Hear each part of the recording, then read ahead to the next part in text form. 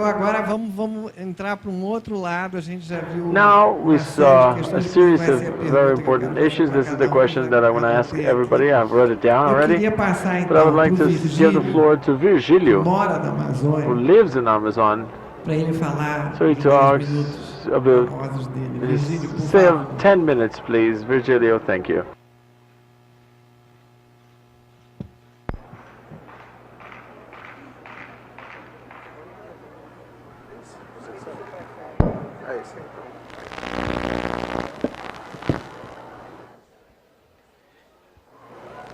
Vídeo para começar, já que a onda é o vídeo. I have a video. If video is to start, first of all, good afternoon, everybody.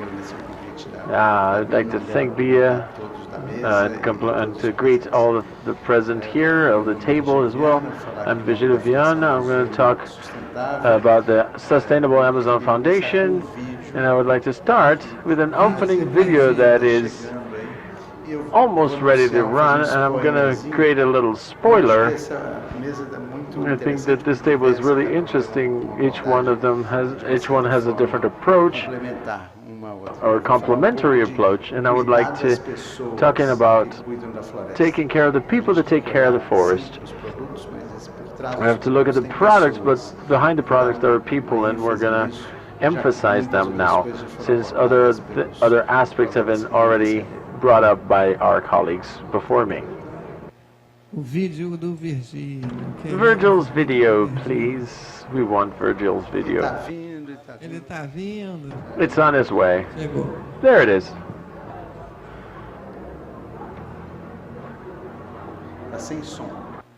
There's no sound.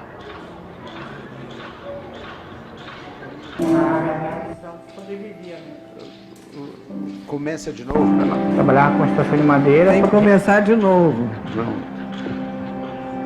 As pessoas também olhavam a gente como um grande desmatador assim da floresta, mas na verdade a gente só sobrevivia, né? Trabalhava com construção de madeira e legal na mata.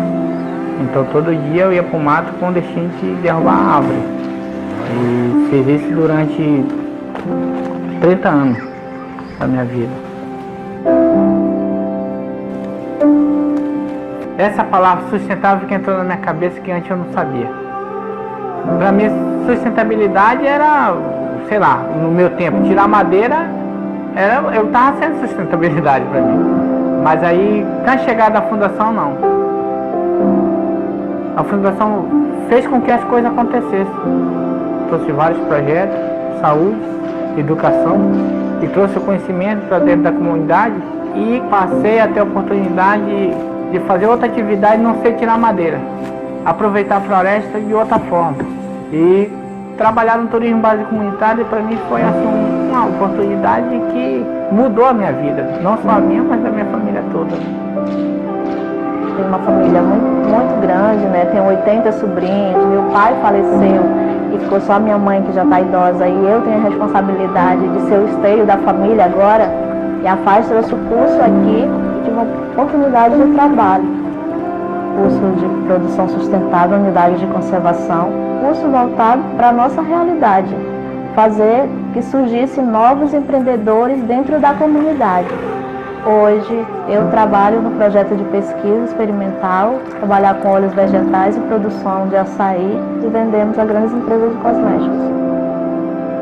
A chegada da FAS, né, realmente mudou a comunidade, mudou muito o modo de valorizar o local, porque eu posso produzir, vender, mas viver em cooperação com a natureza. Tipo, eu vou tirar tanto, mas eu tenho que deixar tanto para gerações futuras. E isso, nossa, não tem nada melhor do que você saber que eu vou tirar aqui, mas meu filho, meu neto, meu bisneto vai saber que eu trabalhei com isso e ele vai poder trabalhar também. Antes de ser uma vida de atleta, eu já tirava com o arco nativo. Sempre o arco e flecha foi dos indígenas. Pescava com meus amigos quando ia 7, 8 pessoas. Eu fui aprendendo, pegar as técnicas com eles, a olhar o que eles faziam, o que não faziam. Comecei a pescar sozinho, ia na minha canoa, pegava o almoço, 10, 15 peixes. E foi quando apareceu a FAS. Além de um grande desenvolvimento na nossa aldeia, a educação, a saúde e o projeto trouxe a oportunidade de nos tornarmos atletas de arco e flechas. Antigamente eu não pensava no futuro que eu ia fazer ainda. Hoje eu vejo novas oportunidades, novos caminhos para preservar a nossa cultura indígena.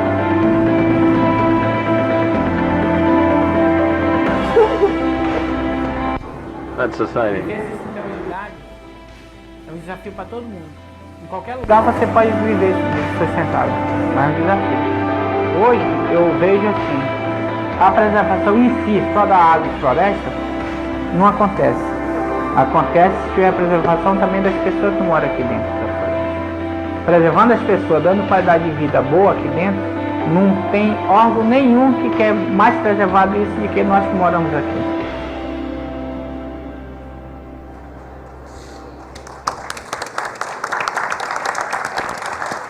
Então, como eu falei no spoiler, cuidar As I das said in the pessoas. spoiler, take care of the people that take care of the forest. This requires a systemic approach that goes from the first infancy with the cognitive capacity with the people, with the first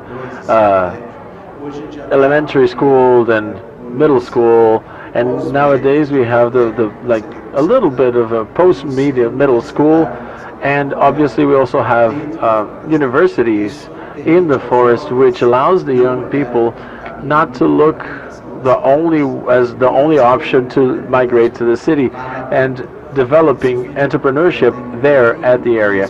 So this project nowadays has already taken care of the issue of the jandiroba oil that had an acidity problem, and the jandiroba oil, which used to be sold to 30 reais per liter, is now 900 reais per liter.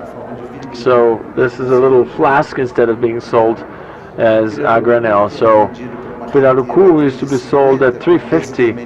With the deintermediation of the productive chain, is being sold at 11, from 350 to 11 reais per kilo for the fish gutted directly by the hand of the people. And I could name a number of other examples. Super bem-vinda, né? A chegada de novos atores. You know, the arrival of new actors is already great for us, but it's very important to come here and take a look at what's being done already, because people who are in São Paulo from far away, they look at it starting from scratch, but it's actually not.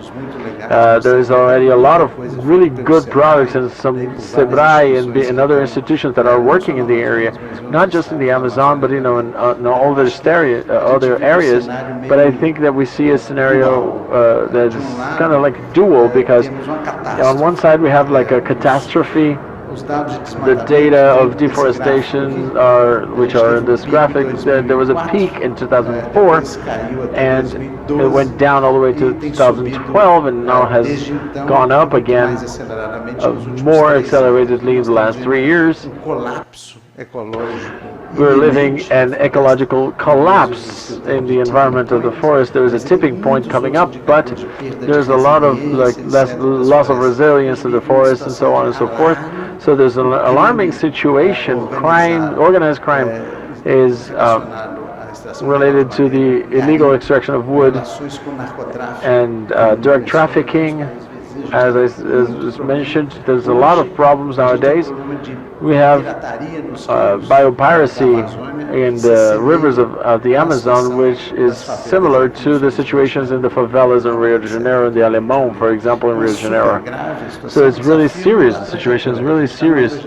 A challenge of the trajectory that is basically an economy where you withdraw from the forest and towards an economy that is sustainable. The FAS, which is the largest organization, the civil society in the Amazon for many years, is a systemic approach looking at everything. We synthesize this in this graphic here representation, 8 that are all considered by the UN. We focus a lot on education. The center of this graphic is health, income, infrastructure, etc. And obviously the center of that is the development of humans and bioeconomy. And with regards to human development, there are 9 mini universities in the forest. We have nucleus for conservation and sustainability. We have 15 years been working at this. We work with 600 communities with which we have the name and last name of all the residents of the area.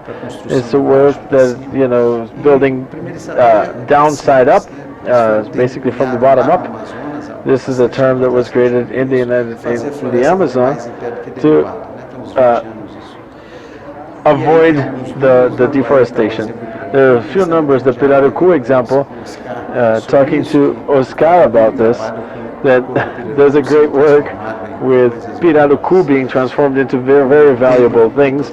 The topic that I'm bringing here as a central issue is to take care of the peoples. There's a lot of rape of girls and violence against women. It's very serious in the Amazon, so we have to look at this and see how we can empower females if there is really a serious issue, and take care of the citizenship and all of this systemic approach. It's really important. The time is short and the content is vast, so I will go quickly through all of them. This is the UNESCO annual prize award in País for the educational work we did to graduate people.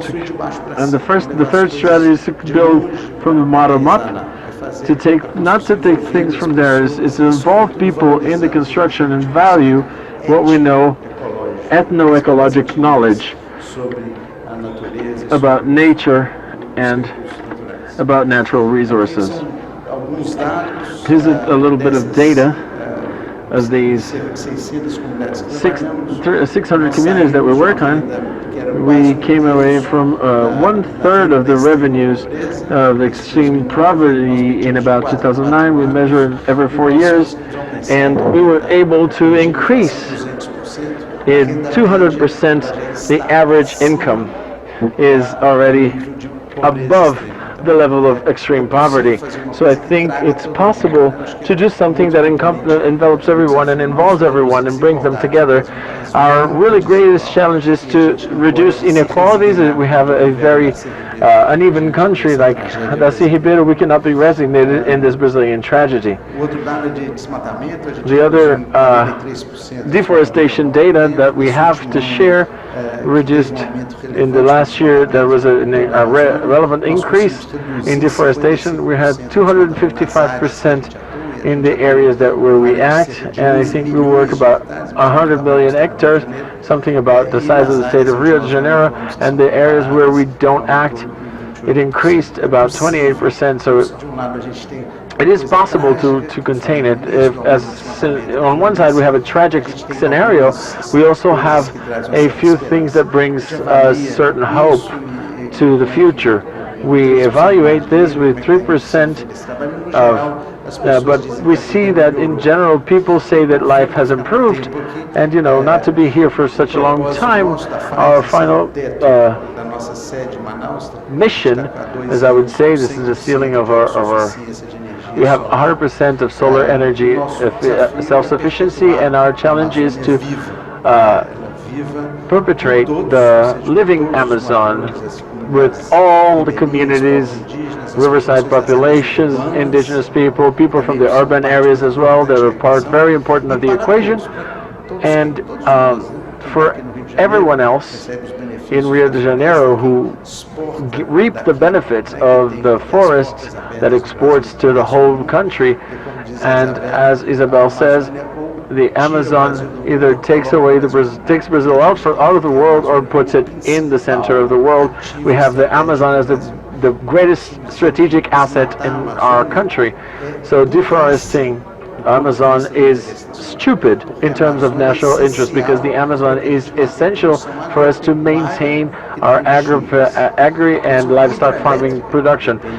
Hydroelectrical depends on rains, and the urban production also depends on rain, and rain depends on the Amazon. Thank you.